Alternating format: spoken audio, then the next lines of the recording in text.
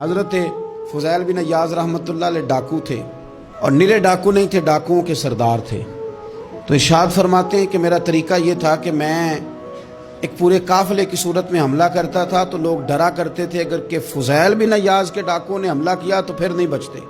ایک دن گزر رہا تھا تو ایک قاری صاحب آیت پڑھ رہے تھے، لا تقنطوا من رحمت اللہ، اللہ کی رحمت سے کبھی نا امید نہ ہونا، ان اللہ یغفر الذنوب جمیعا، بے شک وہ سارے ہی گناہ معاف کر دے گا۔ آپ فرماتے ہیں میرے دل میں بات اثر کر گئی، ماننا ہے نا۔ جس نے نہیں ماننا اس نے 6666 آیتوں کا ترجمہ پڑھ کے بھی توجہ نہیں کرنی۔ آپ ارادہ کریں نا، آپ اپنی دل کی زمین کو زرخیز بنائیں۔ فرماتے ہیں میں فوراً وہ آیت سنی تو میں رویا، اور میں وہ حافظ صاحب کے پاس چلا گیا، ان سے اجازت لی، ان کے کمرے میں داخل ہوا۔ میں نے کہا آپ نے ابھی آیت پڑھی ہے کہ اللہ سارے گناہ معاف کر دے گا؟ تو جس بندے نے کئی سال ڈاکے ڈالے ہوں، بیٹیاں روتی رہتی ہوں پر وہ مال لے کے آ گیا ہو، مائیں واسطے دیتی رہتی ہوں پر وہ لوٹ کے نکل آیا ہو، اب جی اگر وہ بندہ بھی سچے دل سے توبہ کرے تو اللہ معاف کر دیتا ہے۔ تو آفو جی کہنے لگے میں کون ہوتا ہوں تمہیں کوئی تفسیر بتانے والا، میں نے تو قرآن کی آیت پڑھی ہے، میرا رب کہتا ہے لا تقنطوا من رحمت اللہ، تم نے مایوس نہیں ہونا، تم آ جانا، معافی مانگ لینا، ان اللہ یغفر الذنوب جمیعا، اللہ سارے ہی گناہ معاف فرما دے گا، اللہ سارے گناہ۔ تو یہ تو اللہ فرما رہا ہے۔ فضیل بن عیاض کہتے ہیں میں نے کہا ختم ہو گئی بات، توبہ بھائی۔ واپس آیا تو وہ میرے ساتھ جو تھے نا، ان سے میں نے کہا سردار نیا تلاش کر لو بھائی۔ اب ارادے بدل گئے، پروگرام کچھ اور ہو گیا۔ اب تو لوگ ہمیں تانے دیں گے، اب تو لوگ باتیں کریں گے کہ اوتھے کی لین جانا ہے۔ فضیل بن عیاض کہنے لگے بس بھائی توبہ کرنی، اب تم کوئی اور سردار تلاش کر لو۔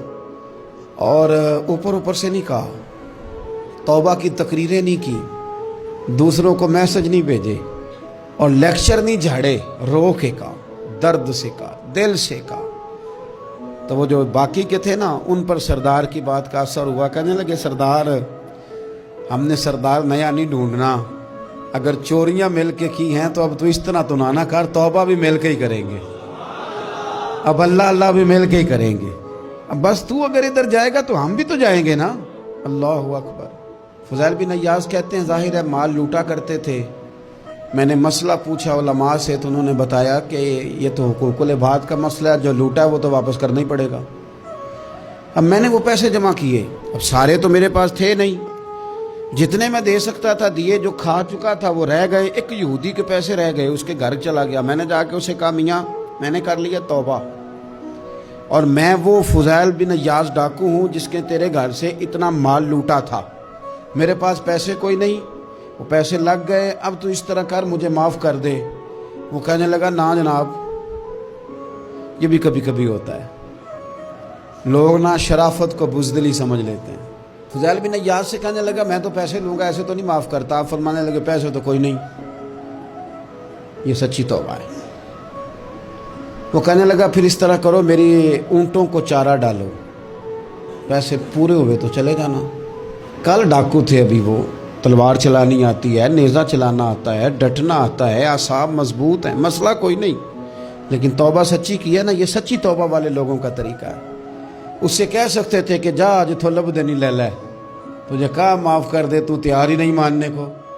حضرت فضیل بن عیاض کہنے لگے اگر اونٹوں کو چارہ ڈالنے سے تو معافی دیتا ہے نا، تو میں تیرے اونٹوں کو چارہ ڈالنے کو بھی تیار ہوں۔ کیوں کہ راضی اللہ کو کرنا ہے، اپنے ضمیر سے بوجھ اتارنا ہے، بندوں کے سامنے سرخرو نہیں ہونا، اللہ کے حضور ہونا ہے۔ توبہ کا مطلب ہے رب کوئی بارگاہ میں سرخرو ہونا، بندوں کے سامنے نہیں۔ حضرت فضیل بن عیاض سے کہنے لگے ڈالیں گے تیرے اونٹوں کو چارہ، کیوں نہیں ڈالنا، دو